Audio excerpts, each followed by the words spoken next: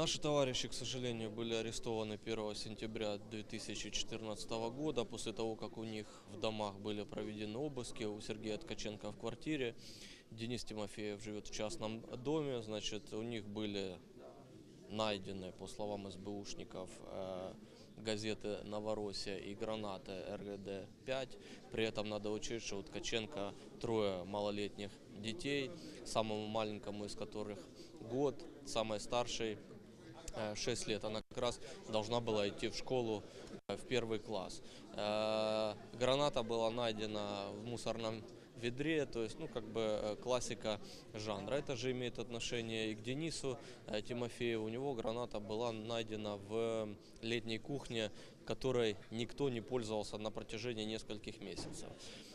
Они сразу же были взяты под стражу, им избрали меру пресечения содержания в СИЗО.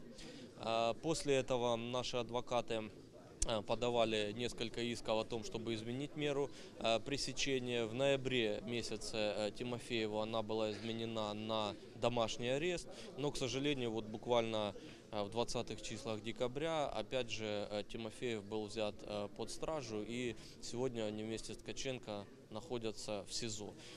Суд уже сегодня перешел к непосредственному рассмотрению дела. Для чего они сделали 2 человека? Потому чтобы усугубить, усилить ответственность, сделать по предварительному сговору группой лиц. Но я ответственно заявляю, что это очень грамотные молодые люди, они прекрасно ориентируются в законодательстве Украины, они прекрасно владеют политической ситуацией в Украине, и с нашей точки зрения это дело сфабриковано по политическим мотивам, потому что именно коммунисты Днепродзержинска вели наиболее активную работу среди рабочих на заводах, на фабриках, потому что это один из промышленных центров Днепропетровской области. И именно с этим, я думаю, связано, что именно на них были заведены уголовные дела.